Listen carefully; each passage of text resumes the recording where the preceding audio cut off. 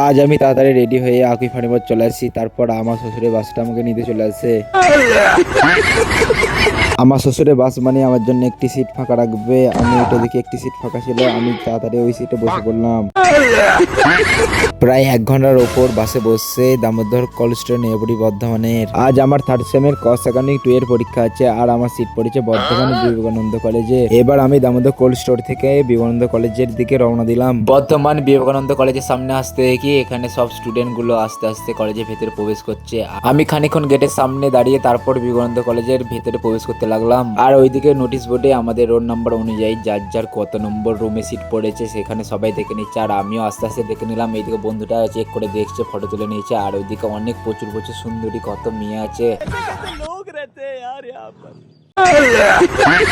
আর কলেজে আমি পরীক্ষা দিতে এসে এত মেয়ে দেখেছি যে পরীক্ষা খাতে আমি কি লিখবো ভুলে গেছি। তারপর হাতে অনেক সময় ছিল, তাই গোটা কলেজটা ঘুরতে লেগে পড়লাম বন্ধুদের সাথে।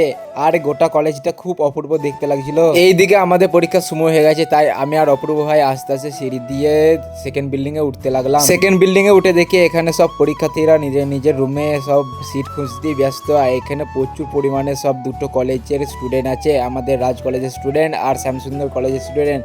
এইদিকে আমি আর অপূর্ব ভাই আমাদের 303 পিজি রুমে আমরা চলে যাচ্ছি। আমাদের যে রুমে সিট পড়েছে সেই রুমে আমরা চলে আসছি। আর এইদিকে দেখি সব বন্ধুরা সব এক্সাইটেড হয়ে বসে আছে পরীক্ষা কি লিখবে না লিখবে। এইদিকে দেখো বেঞ্চে দেখো টুকলি করে সব রেখে দিয়েছে। আর ওইদিকে সব বন্ধুরা সব ভাবছে কি কোশ্চেন আসতে পারে। আমিও খুব চিন্তায় আছি আজকে কি কোশ্চেন আসবে না আসবে, লিখতে পারবো কি পারবো না। আর এইটা হলো আমার সিট, আমার সিটের ঠিক সামনেই আছে আমার বান্ধবীর, ওইটা হলো সিট। এই দেখো কালো ব্যাগটা। আর এইদিকে হলো অপূর্ব ভাইয়ের সিট।